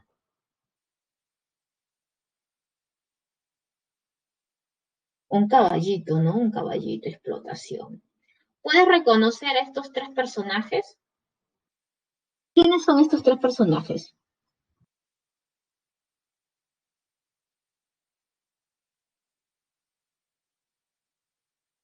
¿Quiénes son? ¿O no la ves o no la ves? Ah, muy bien, son los tres estados, claro que sí. Eh, este hombre que representa al tercer estado, es decir, al pueblo, es el que está vestido es el que está mal vestido, ¿verdad? Mira, su ropa, su pantalón, sus zapatos, es un anciano, mira. Y este anciano, el pueblo, es decir, el tercer estado, tiene sobre su espalda, está cargando a quienes. Tienes ahí al clero. Mira este hombre gordito, no sé si te das cuenta, pero tiene ahí su crucifijo. Él representa al clero, mire, bien gordito, bien papeadito, ¿no? Feliz encima, ¿no? Del tercer estado. Y mira a este otro hombre, este viene a ser un noble, ¿sí? Primer estado, segundo estado y mira el tercer estado. Es decir, es una caricatura, nos dice, es una caricatura anónima que representa al tercer estado llevando el peso del primero y el segundo. Sociales, hay una desigualdad entre los estamentos. ¿Qué decían los ilustrados? No debe haber esa desigualdad, ¿verdad? Todos somos iguales en la influencia de la ilustración. Es el plano ideológico. La Revolución Francesa tiene tres periodos históricos, una monarquía, una república y también tiene un imperio con Napoleón Bonaparte. La Revolución Francesa se inicia en 1789 y finaliza en 1815 con la caída de Napoleón, con la derrota definitiva de Napoleón en la batalla de Waterloo, porque Napoleón antes de la batalla de Waterloo también va a ser capturado y encerrado en la isla, ¿verdad? Pero se va a escapar y va a regresar. La última batalla es Waterloo. A ver, empecemos con el periodo monárquico. Luis, como te comentaba, Luis XVI toma el poder a la edad de los 18 añitos, 19 añitos, y encuentra una Francia en crisis. Luis XVI no sabía qué hacer. ¿Qué hacer Francia está endeudada, es más, ningún banco le quiere prestar dinero a Francia. Está en una crisis. Y él decía, ¿qué hago? Contrata a su ministro, es más, cambiaba de ministros. Su ministro de Hacienda, su ministro de Economía, pues. Su ministro de Economía, ¿qué hago? Y le dice, mira, ¿sabes qué? Si tú quieres que Francia salga de esta crisis económica, entonces pues empieza a cobrar tributo a esos dos estamentos que jamás pagan. Porque tú sabes que esos dos estamentos, ellos concentran la mayor cantidad de propiedades. Así que cóbrales tributo. Y Luis decía, yo no puedo hacer eso. ¿Cuándo se ha visto que que en Francia se han cobrado estos estamentos? No, no puedo. Así que les pidió al ministro. Contrató a otro ministro.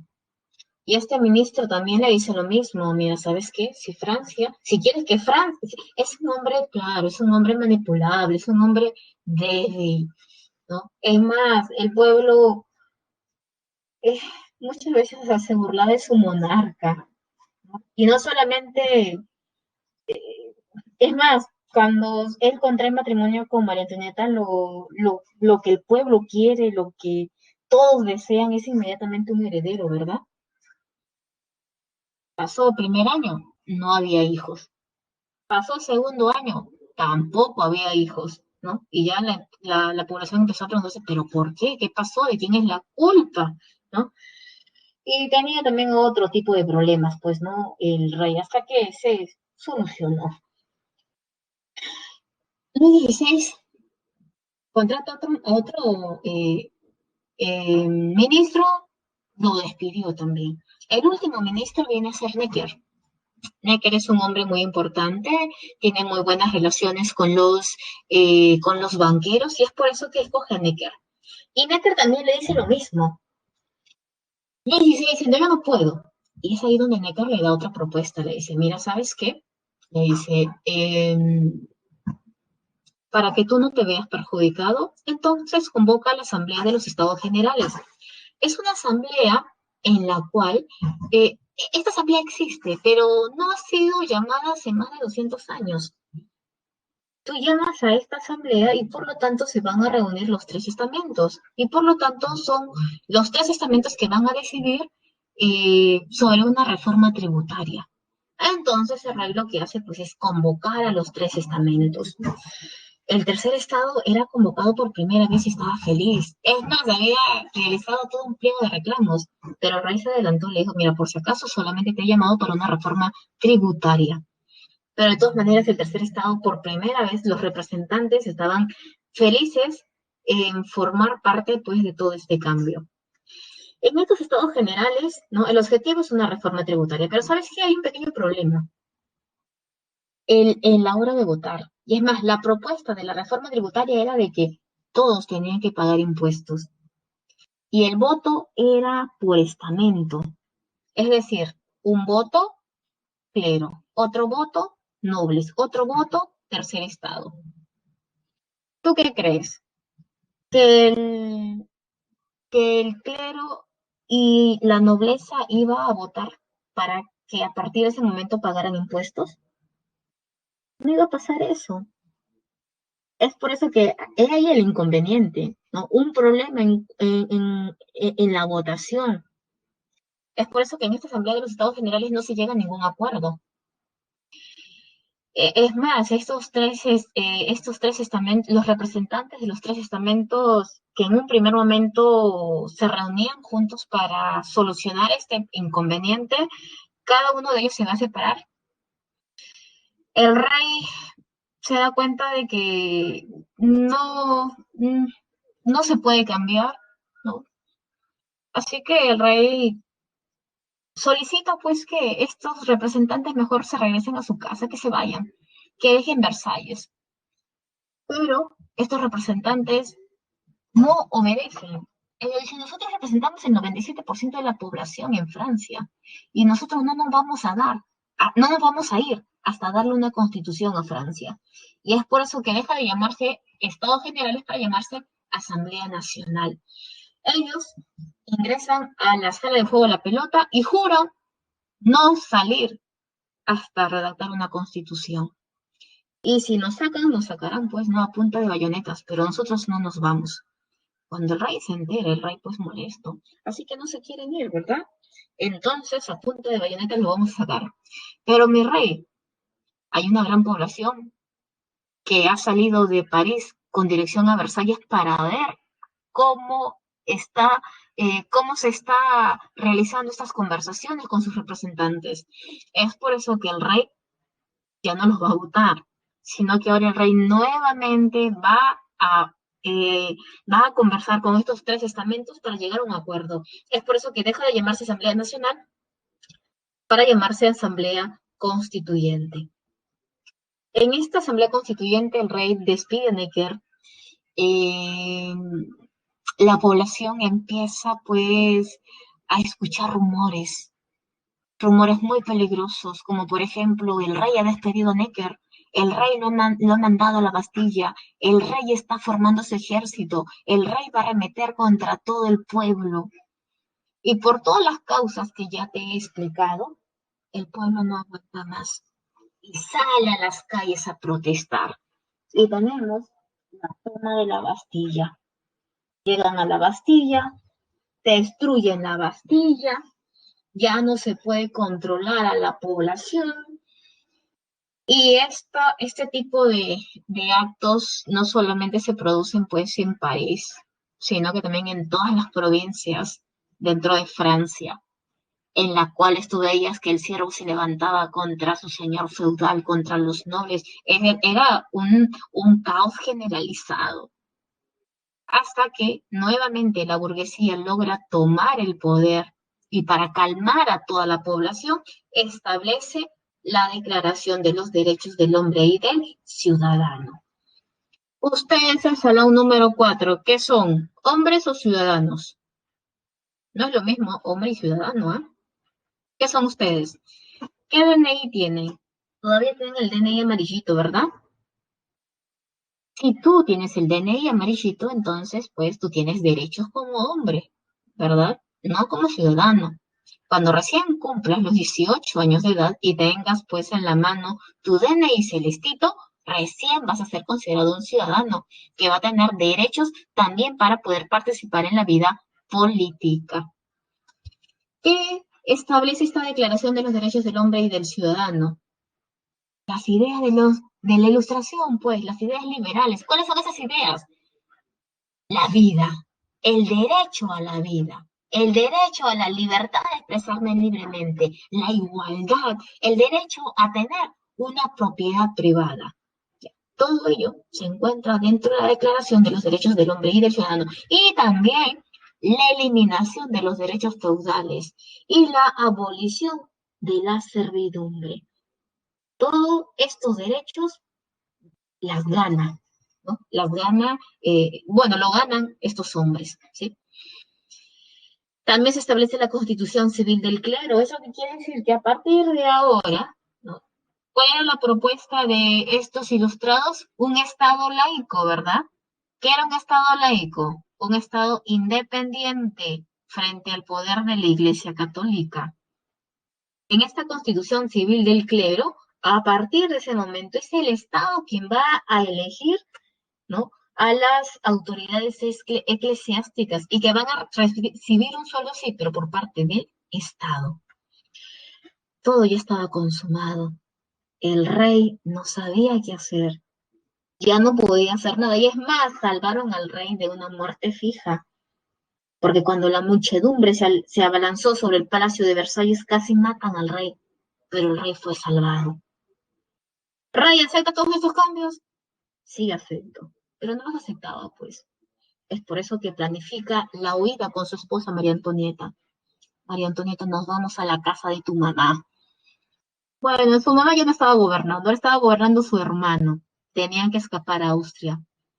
La habían planificado de tal manera de que dice que ya estaba a punto de salir de Francia cuando esa carroza es detenida.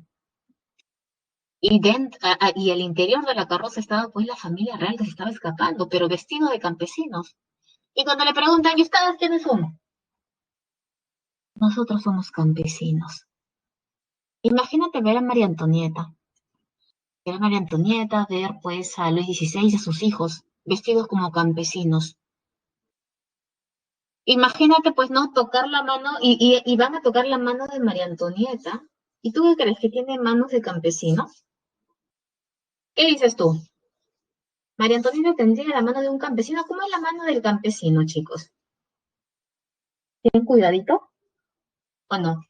A ver, toca tu mano ya, toca tu mano, toca tu mano, toca tu mano. A ver, ¿cómo está tu mano? A ver, ¿está bien cuidadita tu mano o no? Ya, toca tu mano. Ya, yo no te puedo observar porque estás en tu casa, ¿verdad? Pero toca tu mano. ¿Cómo está tu mano? Está normal, profesor, está bien bonita mi mano. Claro, pues, porque tú no haces nada. No, mentira, mentira. Tú realizas un trabajo intelectual. ¿Pero has visto la mano de repente de un agricultor? ¿Has visto la mano de repente de un señor que trabaja en obras de construcción civil? ¿Verdad? Las manos maltratadas. Dice que cuando tocan las manos de María Antonieta, de Luis XVI, somos campesinos, se dan cuenta de que no eran campesinos, que era la familia real que estaba a punto de escapar. No puede ser posible, la familia real nos ha traicionado a la revolución. Y por lo tanto, los reyes, de nuevo, a París. Y es ahí donde se va a establecer la Constitución de 1791. ¿Y qué establece esta Constitución? Una monarquía constitucional. Ya no una monarquía absolutista, sino que era una monarquía constitucional. Sí, pero todavía, pues sí, todavía no muere, todavía no muere. Espérate un momentito, espérate un momentito. La cuarta etapa de la de la parte republicana es la Asamblea Legislativa, en la cual el rey gobierna, pero al lado de varios grupos políticos. ¿Cuáles son esos grupos? Por ejemplo, tienes a los fuldenses, a los girondinos, a los jacobinos, ¿sí? Pero ¿sabes qué? Justo en esta fase, hay una declaración de guerra de Austria y Prusia. El ejército austriaco y prusiano ingresan a Francia. Estos revolucionarios tuvieron que inmediatamente formar un ejército, y es más, eh, los que estaban pues delante del ejército eran los sans-culottes, ¿no? Los sin calzones, el pueblo. Pero en este enfrentamiento, ¿sabes qué? Ganan los revolucionarios. Y por lo tanto, luego de ganar a los austríacos y prusianos, ellos se preguntan y dicen, ¿quién nos ha traicionado? Nosotros creemos que es el rey. Así que buscan al rey, al Palacio de las Tullerías. El rey dice, no, yo no hice nada. No, yo no sé por qué han entrado Austria y Prusia. No tengo ni idea. No te creemos, rey. Y por lo tanto, dice que empezaron a buscar todo el palacio, querían encontrar pruebas, no encontraban las pruebas, hasta que encontraron una puerta falsa, una habitación falsa. Y es en ese lugar donde van a encontrar las cartas eh, que escribía el rey, pues, ¿no? Pidiendo auxilio. Y por lo tanto, el rey nuevamente los había traicionado. Así que ya no tiene razón de ser una monarquía constitucional. Es por eso que a partir de ahora se establece una república. La república también tiene tres periodos. Mira, Convención Nacional, Directorio y el Consulado. En la Convención Nacional, quienes toman el poder es este grupo pacífico, ¿no? Eh, los menos radicales que son los girondinos. Y eso, mira, que son los menos radicales, van a ordenar la muerte de Luis XVI, ¿ya? Los menos radicales, los girondinos. Por primera vez en la historia, a un rey lo mandan a la guillotina. Eso es lo que podemos observar en esa imagen. Lo mandan a la guillotina. Luego, en ese mismo periodo entran los jacobinos, que son los más radicales, y sostienen que no solamente es culpable el rey de Francia, sino que toda la familia real. Y es por eso que mandan a la guillotina a María Antonieta y a los hijos de ambos. Y también estábamos hablando, pues, no de la dictadura jacobina, el gobierno del terror. Ahí tenemos a Robespierre, mira. Dictadura jacobina. el gobierno de terror, todo el mundo tenía miedo a Robespierre. Robespierre decía, yo sé que tú estás a favor de la revolución, tú vives, yo sé que tú estás en contra, tú mueres, pero yo no sé del resto. Así que como yo no sé del resto, todos ellos igual mueren. Pero él también va a caer, ¿no? Le van a tender una trampa a Robespierre y termina su periodo. Caída de Robespierre en el golpe de Termidor. Chicos, ¿sabes por qué se terminó? Termidor, lo que pasa es que ellos van a establecer un calendario revolucionario y ese mes era el Termidor. En realidad lo que el día de hoy conocemos como 27, bueno, julio, ¿no? Era el mes del Termidor. Cuando se habla también de Brumario, ¿no? Del golpe del 18 de Brumario, ¿sí? Es, este es un mes, ¿no? El mes es el Brumario, ¿no? Lo que el día de hoy sería, pues, ¿no? Noviembre. Convención Nacional, Directorio, Gobierno girondino ineficiente, hechos principales, van a llamar a Napoleón, ¿sí? Y Napoleón se va a enfrentar contra la primera coalición europea. Esta coalición europea se forma después de la muerte de Luis XVI. Esta coalición europea es liderada por Inglaterra y seguida pues por Prusia, Austria, Rusia. En este gobierno del directorio llaman a Napoleón, ¿no? Y Napoleón es quien le da el golpe de Estado. ¿Sí? Este periodo no realizó los planes que tenían y por lo tanto no golpe de Estado. Consulado, en realidad son tres cónsules, pero de estos tres cónsules quien tiene el poder es Napoleón. En el consulado tenemos el concordato de 1801, el concordato en la cual pues Napoleón llega a un acuerdo con la Iglesia Católica, en la cual se establece que todas las propiedades que fueron quitadas a la Iglesia no se les va a entregar. También se establece un código civil y por lo tanto Napoleón se corona como emperador. Mira, periodo republicano, ¿no? Convención, directorio y consulado. Y por acá tenemos ya el imperio. Napoleón Bonaparte es considerado también un ilustrado. Él va a difundir los principios de la revolución, los principios de la Revolución Francesa, ¿no? Las ideas liberales, expansionismo, ¿no? Aquí vas a ver que Napoleón invade prácticamente toda Europa.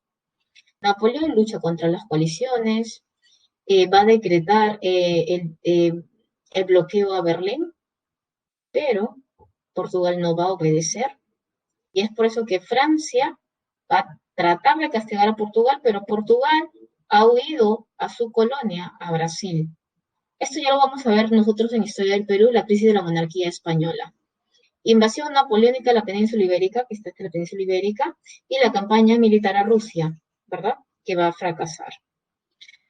¿Cómo termina? A ver, la derrota en la batalla de Leipzig y su derrota final es la batalla de Waterloo. Consecuencias de esta revolución: se va a abolir la monarquía absoluta, se eliminan los estamentos y la abolición de la servidumbre y los derechos feudales. Con respecto, mira, tenemos la revolución industrial. ¿Dónde se produce la revolución industrial? En Inglaterra, ¿verdad? Que es un proceso de transformaciones tecnológicas, económicas, sociales, culturales, iniciada en Gran Bretaña. ¿Por qué en Gran Bretaña y por qué no en otros países? Hay que recordar que en Francia es una sociedad atrasada, es una sociedad semifeudal. Pero ¿por qué sí en Inglaterra? ¿Por qué no de repente pues en Estados Unidos o Rusia? No. ¿Por qué Inglaterra? Por ello, mira. ¿Qué factores? Hay un crecimiento demográfico, eso quiere decir que hay mano de obra. Hay una revolución agrícola británica, hay producción suficiente de productos para alimentar a esa población, hay nuevas materias primas, tiene por ejemplo el carbón, el invento base que viene a ser el vapor, ¿verdad? La máquina de vapor. Tiene también pues hierro, perdón, ¿no? Hierro, también tiene algodón, el algodón lo saca de su colonia que viene a ser pues la India, ¿no? Tiene materias primas y también tiene capital, capital para poder invertir y crear pues esas grandes industrias. La primera revolución industrial se caracteriza por la industria textil. Acá tenemos una máquina de vapor, tenemos un telar mecánico, principales inventos, locomotora, el barco a vapor. ¿Te acuerdas tú de Titanic? ¿No? Es un barco a vapor. El telégrafo. Consecuencia de esta revolución industrial viene a ser la migración del campo a la ciudad. Lo que pasa, chicos, es de que cuando estamos hablando de industria textil, o bien utilizan eh, la lana, o bien utilizan pues el algodón. Claro que lo primordial es el algodón. La lana, ¿qué pasaba con estos hombres que necesitaban pues grandes extensiones de tierra? Muchas veces le quitaban pues a los campesinos y esos campesinos al no tener tierras donde trabajar y poder alimentarse, entonces no le quedaba de otra que irse a la ciudad, porque en la ciudad hay fábricas, hay empresas y podía trabajar ahí. Es por eso que hay un crecimiento en las ciudades y también hay una ruina de talleres artesanales, pequeños talleres, ¿no? Un taller donde de repente trabajan 3 personas, 4 personas y por lo tanto el producto, ¿no? Era mucho más caro, a diferencia de las grandes fábricas que era una producción en serie y los productos eran mucho más baratos. Es por eso que hay una ruina de muchos talleres artesanales. Y también, claro, hay duras condiciones laborales. Estamos hablando de trabajo de 16 horas, 17 horas, 18 horas. Trabajo en la cual labora tanto el varón como la mujer y como el niño. Y claro, a la mujer y al niño se les paga, es más, al niño se le da una propina y a la mujer se le paga la mitad, no se le paga menos. Y es por eso que también surgen los sindicatos. Hay una película muy bonita que me gustaría que tú veas, ¿no? Ya que tienes tiempo. Se llama, bueno, es la de Charlie Chaplin, Tiempos Modernos, así que, ¿no? Sería muy bueno. Restauración europea.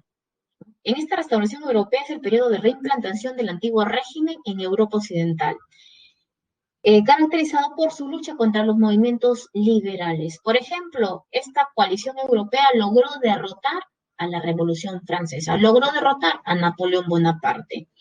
En este Congreso de Viena, ¿no? Se restablecen las monarquías, hay un reordenamiento del mapa político europeo debido pues a Napoleón Bonaparte, ¿verdad? Que empezaba a conquistar varios territorios. Ahora que ha sido derrotado, todo cambia. Tenemos la creación de la Santa Alianza, ¿no? Es una alianza monárquica, militar y religiosa para sofocar las rebeliones liberales. ¿Qué pasa si vuelve a estallar una revolución liberal en cualquier parte del mundo? Ellos se reúnen con su respectivo ejército y acaban con esa revolución, ¿ok? Claves, chicos, ¿qué has marcado? ¿Cuál ha sido? A ver, la número 1 lo hemos desarrollado, ¿verdad? A ver, la número 2 te dejo las claves, no voy a hacer que, no. No sé qué pasa ahorita con mi teclado, así que, a ver, te dicto las claves ya. Uno dado, dos dado, tres casita,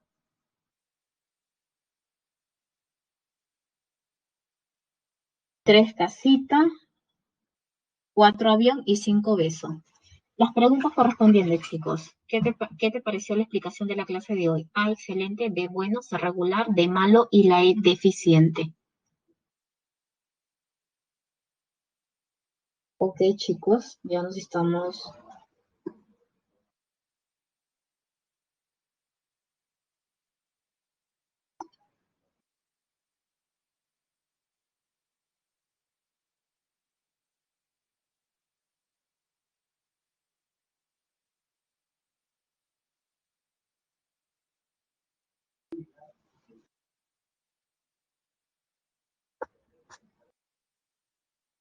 Nuevamente, uno dado, dos dado, tres casa, cuatro avión y cinco beso.